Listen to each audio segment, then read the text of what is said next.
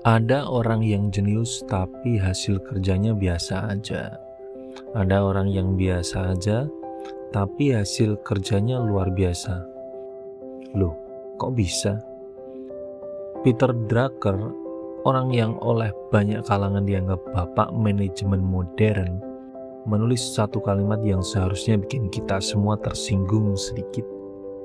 Kecerdasan, imajinasi, dan pengetahuan itu cuma sumber daya. Yang mengubahnya jadi hasil nyata cuma satu hal, efektivitas. Dan Drucker bilang, efektivitas itu bukan bakat, bukan sesuatu yang kamu bawa sejak lahir. Itu kebiasaan, bisa dipelajari siapa saja, termasuk kamu yang selama ini ngerasa kayaknya emang bukan orang yang berbakat ngatur sendiri deh we. Kalau kamu nyampe di titik ini, itu artinya video ini berhasil dapetin perhatian kamu. Dan itu bukan hal kecil buat saya.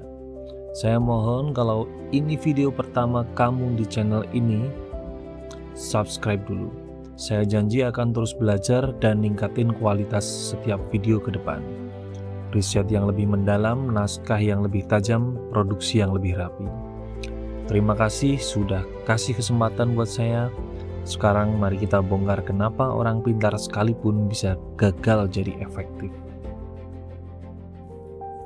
Masalah utama. Ini yang bikin buku ini beda dari buku manajemen kebanyakan. Drucker menulis ini tahun 1966. Dan dia sudah melihat pergeseran besar yang sekarang kita alami penuh. Dulu, pekerja diukur dari tenaga fisik, berapa banyak barang yang bisa dihasilkan tangannya dalam sehari. Tapi begitu dunia bergeser ke pekerjaan berbasis pengetahuan, akuntan, desainer, konsultan, kreator konten, alat ukurnya berubah total. Pekerja pengetahuan tidak dinilai dari seberapa keras dia bekerja, tapi dari hasil yang dia kontribusikan. Masalahnya, kebanyakan dari kita masih terjebak cara berpikir lama. Kita ngerasa udah kerja keras kalau kalender penuh. Kita ngerasa udah produktif kalau to-do list kita panjang. Sekarang coba jujur. Berapa banyak dari kita yang bangga bilang, aku kemarin rapat dari pagi sampai sore loh. Padahal kalau ditanya, hasil konkretnya apa dari rapat itu? Jawabannya cuma diam sambil mikir keras. Atau yang lebih relate lagi, buat yang jalanin usaha sendiri nih ya, kayak jualan online, bikin konten, atau megang beberapa bisnis sekaligus. Berapa banyak waktu habis cuma buat kelihatan sibuk di depan tim, keluarga, atau bahkan diri sendiri. Balas chat customer jam 11 malam, biar kelihatan sigap, buka aplikasi analitik berkali-kali sehari. Padahal angkanya belum tentu berubah. Drucker bilang, itu cuma efisiensi mengerjakan sesuatu dengan benar. Yang jauh lebih penting adalah efektivitas mengerjakan hal yang benar. Dua hal yang kedengarannya mirip tapi beda biasanya menentukan apakah karir atau usahamu benar-benar berkembang atau cuma sibuk tanpa arah.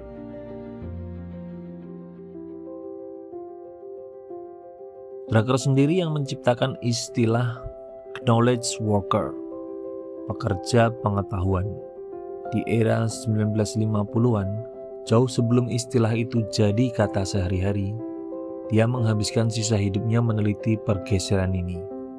Sebelumnya, dalam sejarah kerja manusia, hasil kerja selalu bisa dihitung langsung. Berapa unit yang dihasilkan, berapa lama waktu yang dipakai. Tapi begitu kerja bergeser ke ranah ide, strategi, dan keputusan, ukuran sesederhana itu tidak berlaku lagi. Dan disinilah masalahnya. Drucker menemukan sesuatu yang mengejutkan lewat penelitiannya. Manusia itu buruk banget dalam menilai kemana waktunya sendiri pergi. Rata-rata orang cenderung membesar-besarkan waktu yang dihabiskan untuk hal yang terasa penting, mikir strategi, brainstorming, mikir ide, nyari ide, dan malah meremehkan waktu yang habis untuk hal yang terasa membosankan. Rapat rutin, acara seremonial, gangguan kecil yang terus berulang. Artinya, kalau kamu ditanya sekarang, kamu habiskan waktu yang paling banyak buat apa minggu ini? Kemungkinan besar jawabanmu salah. Bukan karena kamu bohong, tapi karena otak manusia memang tidak didesain untuk mengukur waktu secara akurat tanpa bantuan. Ini makin terasa di lingkungan kerja kita sendiri. Budaya jam karet yang sering jadi bahan bercandaan sebenarnya gejala dari masalah yang sama. Waktu yang tidak benar-benar dikelola cuma dibiarkan mengalir dan diisi seadanya.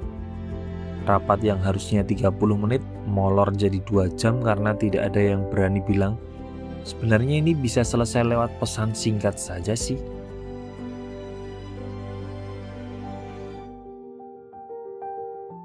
Drucker merumuskan 5 kebiasaan yang bisa dipelajari siapa saja. Kebiasaan yang pertama, kenali kemana waktumu pergi. Bukan mulai dari rencana, tapi mulai dari mencatat kenyataannya. Drucker menyarankan 3 langkah. Catat betulan kemana waktumu pergi selama beberapa minggu ini, lalu tanyakan 3 pertanyaan jujur. Yang pertama ya, apa yang terjadi kalau ini tidak dikerjakan sama sekali? Mana yang bisa dikerjakan orang lain sama baiknya? Dan satu lagi yang paling menohok, tanyakan ke orang di sekitarmu yang kemarin menghabiskan waktu bersamamu. Apa yang kita lakukan atau apa yang aku lakukan ini apa justru membuang waktumu? Buat yang jalanin lebih dari 1 usaha sekaligus, misalnya jualan produk sendiri sambil juga terima kerjaan freelance gitu ya. Pertanyaan kedua ini biasanya paling nampol. Soalnya jujur aja banyak hal yang kita pegang sendiri sebenarnya bukan karena cuma kita yang bisa, tapi karena kita belum sempat atau belum berani melepasnya ke orang lain. Kebiasaan kedua, fokus pada kontribusi. Bukan bertanya apa tugas saya, tapi bertanya hasil apa yang sebenarnya diharapkan dariku. Ini bedanya besar banget.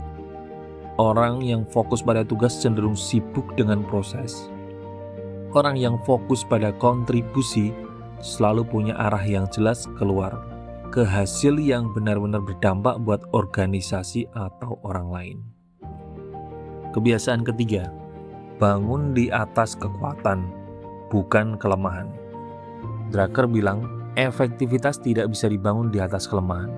Kamu tidak akan pernah jadi luar biasa dengan menghabiskan energi memperbaiki hal yang memang bukan kekuatanmu. Yang bisa kamu lakukan justru menerima kelemahan itu apa adanya, lalu berinvestasi habis-habisan ke kekuatan yang sudah kamu punya. Kebiasaan keempat, dahulukan yang utama. Fokus, kata Drucker, adalah rahasia sesungguhnya dari efektivitas.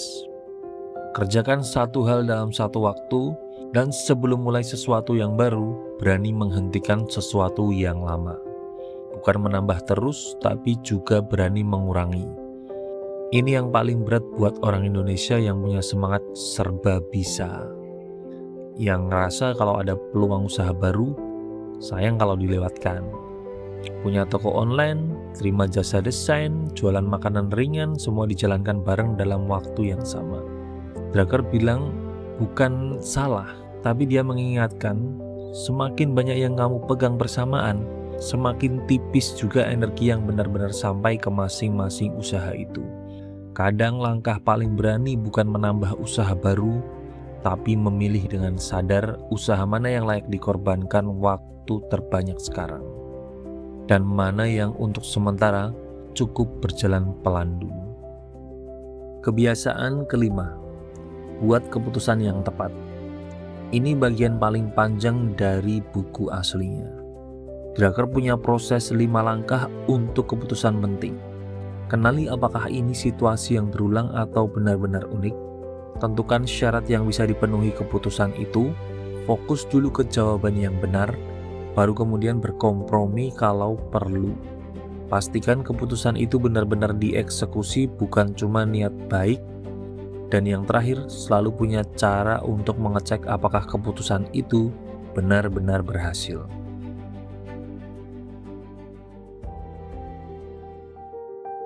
Drucker cerita, di awal karirnya sebagai konsultan, Dia sering bertemu eksekutif yang sangat yakin tahu persis kemana waktu mereka habis dalam sehari. Tapi begitu dia minta mereka benar-benar mencatat detik demi detik selama beberapa minggu, hasilnya nyaris selalu mengejutkan mereka sendiri.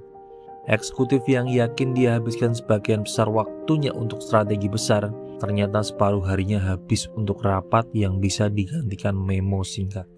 Eksekutif yang yakin dia sudah delegasikan tugas dengan baik, ternyata masih pegang sendiri hal-hal kecil yang harusnya bisa dikerjakan orang lain. Bukan karena mereka bodoh, bukan karena mereka malas, tapi karena keyakinan tentang diri sendiri dan kenyataan tentang diri sendiri seringkali dua hal yang jauh berbeda. Coba bayangkan versi dekatnya sendiri. Seorang pemilik usaha kecil di Indonesia yang yakin dia habiskan sebagian waktunya untuk mikirin strategi dan konten baru, begitu benar-benar dicatat, ternyata separuh harinya habis buat balas chat yang sebenarnya bisa dijawab template atau scroll media sosial yang katanya riset karena scroll sosmednya kompetitor, yang ujung-ujungnya jadi scroll biasa ke bawah kemana-mana. Coba jujur ke diri sendiri sebentar.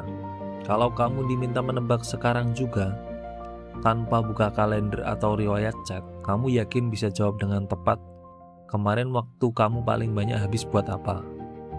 Kalau kamu ragu menjawabnya, kamu baru saja mengalami hal yang sama seperti eksekutif Drucker 50 tahun yang lalu, dan kemungkinan besar hal yang sama juga sedang dialami banyak pelaku usaha di sekitar kita sekarang.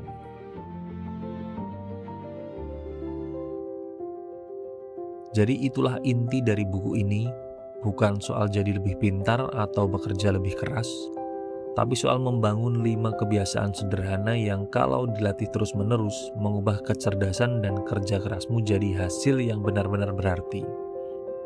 Untuk pertemuan kali ini saya rasa sudah cukup sampai di sini. Yang perlu kamu bawa pulang cuma satu pertanyaan sederhana. Kalau kamu jujur mencatat kemana waktumu benar-benar pergi minggu ini, apakah hasilnya akan seperti yang kamu bayangkan? Coba pikirkan itu, dan kalau berani coba catat betulan selama seminggu ke depan.